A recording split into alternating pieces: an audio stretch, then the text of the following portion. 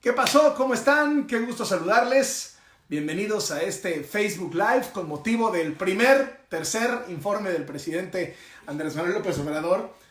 Si algo ha sido motivo de broma durante este sexenio es el asunto de los otros datos. Y tienen hasta otros datos para el informe. Oye, ve que decía en la parte de atrás del informe, decía tercer informe de gobierno. Y a lo mejor esto tiene que ver con ¿qué? Con que hubo un primer discurso, un primer corte de caja con motivo de los 100 días del presidente López Obrador. Luego hubo un segundo corte de caja cuando se cumplió un año de su victoria electoral, que fue el 1 de julio.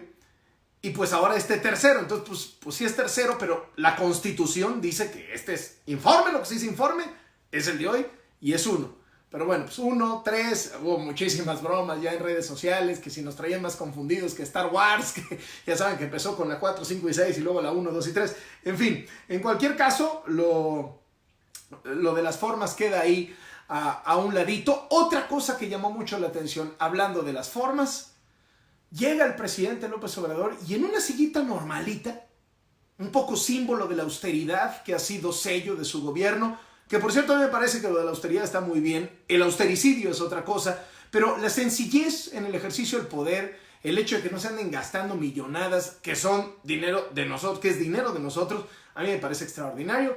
Qué bueno que haya austeridad. Lástima que la austeridad se haya malentendido por una especie de deseo frenético, y entonces en lugar de ir cortando con bisturí han cortado con hacha y han generado cosas terribles con la austeridad, ¿no? Como el tema de las estancias infantiles, como el tema del desabasto de medicinas, los problemas de los niños con cáncer, los comedores comunitarios, un montonal de comunidades afectadas en nuestro país que tenían muy poquito dinero antes y les llegaba mochado, desgraciadamente, víctimas de corrupción y demás, pero les llegaba algo, entonces lo cortaron y ya no les llega nada, y es gente que vive de eso, ¿no? Que no tiene para aguantar, que no es de, pues, que vaya alguien y le compre la medicina. En fin, en cualquier caso, ese asunto me pareció, digamos, bastante relevante y bastante importante mencionarlo como parte de las formas. Y un tercer comentario de las formas. El primero fue tercer informe.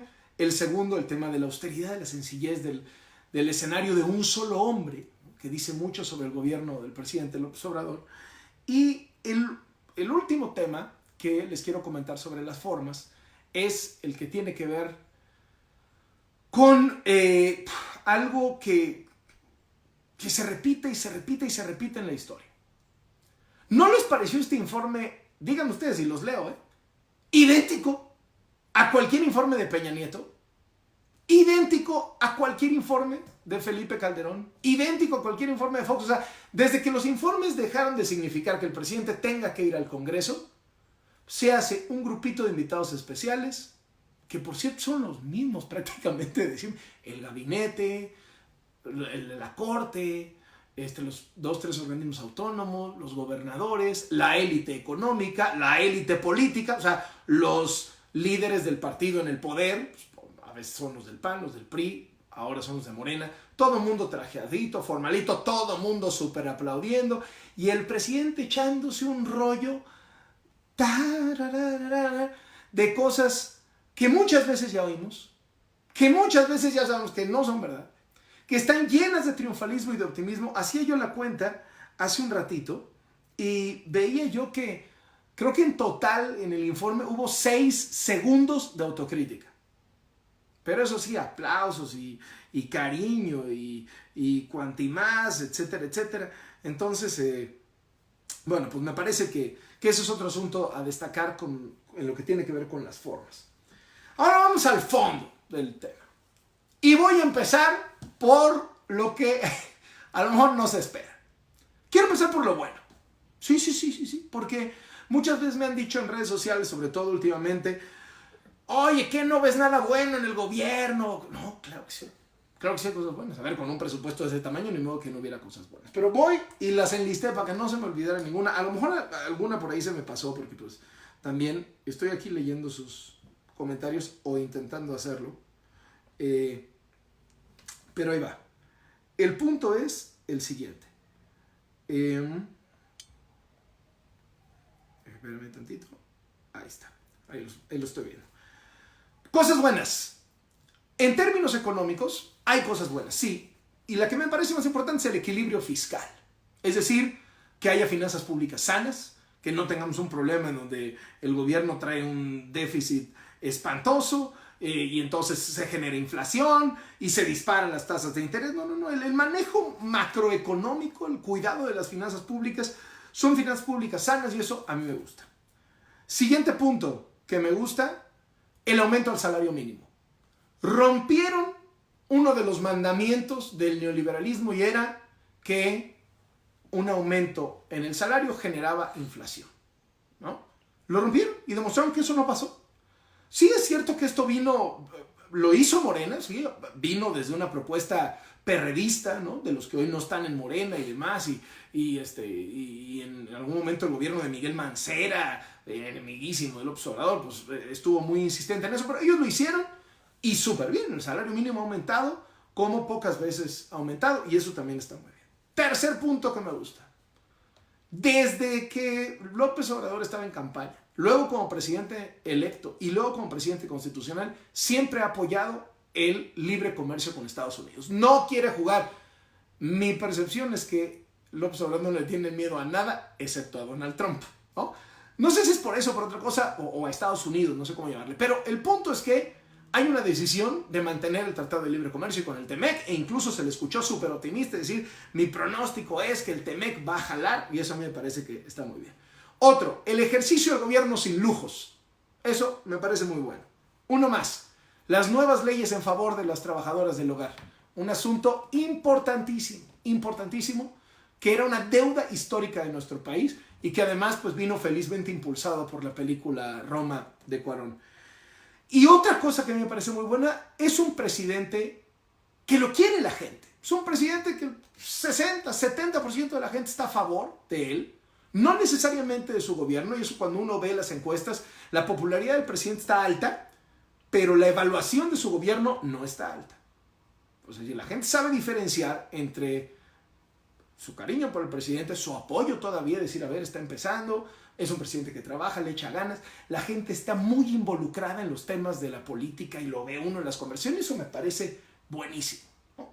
Y un presidente con alta popularidad es un presidente que puede rectificar en sus errores y la gente se lo va a valorar. Es un presidente que puede invertir ese capital político en cosas realmente buenas y no desperdiciarlo en mensadas y en tonterías, y eso me parece que es también buenísimo. Ahora, ¿qué se ve en este informe? Primero, hay muchos datos por ahí que a mí me suenan absolutamente increíbles, ¿no?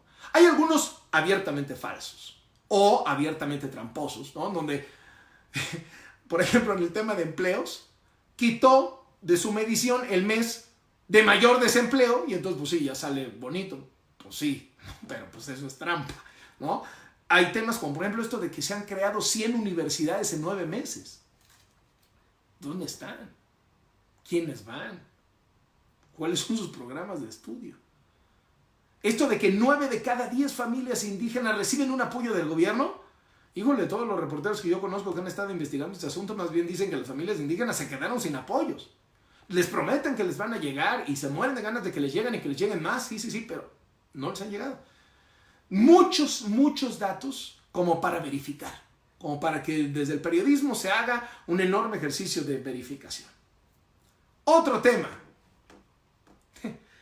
Dijo el presidente López Obrador que si a él le pedirían sintetizar en una frase, en un tweet, ¿no?, en un post de Facebook, su gobierno, él diría que su objetivo es acabar con la corrupción y con la impunidad. Y eso lo dice en la semana en que denunciamos que Manuel Bartlett, el director de la Comisión Federal de Electricidad, que ha sido central en las últimas semanas del gobierno por este tema de los gasoductos y demás, tiene a nombre de su familia, de él y demás, y de presuntos prestanombres, 23 casas y 2 terrenos. Y las casas en los lugares más lujosos, ¿eh? Las Lomas, Polanco, la Milla de Oro en el Paseo de la Reforma, la Colonia Roma, Tecamachalco, terrenos en Valle de Bravo, su hijo súbitamente millonario, su esposa comprando casas casi como furor, ¿no? Cada 3 meses, en un radio de 2 kilómetros en el Paseo de la Reforma, 11 propiedades, o sea, casi como si fuera su colonia.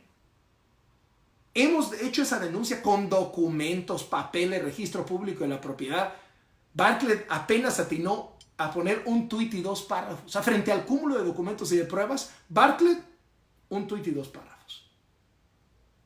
¿Realmente es un gobierno comprometido con acabar con la corrupción y la impunidad? Pues ahí está un ejemplo que bien podría. Y yo me di cuenta, en redes sociales saltaron en el momento que el presidente dijo eso, recordándole el expediente de Bartlett, como él lo protegió, como él lo respaldó, así como Peña Nieto a Rosario Robles, como la secretaria de la Función Pública, la que se supone que es implacable y no sé cuánto, y tendría que echarle todas las ganas, y ella va contra la corrupción. Luego saltó a defender a Bartlett y a decir que no, que esto no había pasado cuando era funcionario público, y hasta le demostramos que sí había pasado, cuando fue senador 2 veces, Manuel Bartlett, y que por eso merecería una investigación hasta de oficio. Hasta hubo una contradicción entre la secretaria de la Función Pública y su subsecretario, que su subsecretario fue mucho más cuidadoso y dijo, a ver, tiene que venir una aclaración, etcétera, etcétera. La subsecretaria instalada en la defensa política de Bartlett. Y el presidente también. Y el único funcionario público mencionado en el informe de López Obrador, Manuel Bartlett. ¿En serio? ¿Acabar con la corrupción y la impunidad? ¿O acabar con la corrupción y la impunidad de otros, no de los míos? Creo que el presidente tiene oportunidad de rectificar todavía por ahí. Y luego en esta danza de números y de triunfalismos que es habitual en los informes presidenciales, el presidente minimiza la grave parálisis económica que vive el país. Y hasta dice que no hay que medir las cosas, que esa es una obsesión neoliberal. ¿Cómo que no hay que medir las cosas? Él, cuando era oposición, se dedicaba a medir las cosas, y muy bien, de los gobiernos en turno. Y reclamaba que el crecimiento fuera de apenas 2%. Estamos en crecimiento cero. Y ahora dice que no hay que medir las cosas. Me parece que el gobierno ha fallado. Y es responsabilidad del presidente López Obrador no haber aprovechado lo bien que ha ido últimamente la economía de los Estados Unidos, sobre todo en este lapso que lleva de gobierno. El motor central de la lancha mexicana, que es la economía de Estados Unidos, desperdiciado por las malas señales económicas, por el pleito permanente, por el desperdicio de recursos, por cerrar los gasoductos, aunque ahorita ya hay arreglo, pero pues se cerraron un tramo, la obsesión esa de Dos Bocas, que todo mundo, hasta los suyos, ya le dijeron que es un pésimo negocio, una pésima idea, lo del aeropuerto. Y sigo de la cantidad de malas decisiones económicas que ha tomado el gobierno del presidente López Obrador. Vamos, el secretario de Hacienda renunció. ¿Qué prueba más contundente se quiere de que algo anda mal ahí? Otro tema, la inseguridad, que fueron los únicos instantes. En economía no reconoció que nadie iba mal. Hasta dijo que no hay que medir el crecimiento económico. El crecimiento económico está en 0, mejor no hay que medirlo. En inseguridad ahí admitió que las cosas no van bien. Desde mi punto de vista, yo creo que hay que darle un poco más de tiempo a su estrategia. Tengo la impresión, la preocupación de que su estrategia no va a funcionar, y no es porque yo lo diga. Todos los expertos que se han dedicado a esto dicen que lo de la Guardia Nacional es más o menos lo mismo que hicieron Calderón y Peña Nieto, pero pues con otro nombre. Y que está garantizado que eso no jala, que eso no sirve. Eso a mí me preocupa. Pero bueno, es su estrategia. Y apenas entró en vigor hace un par de meses la Guardia Nacional. Es un problema gravísimo que heredó el presidente López Obrador. Y sí, está peor ahorita. Está peor durante su sexenio, es verdad.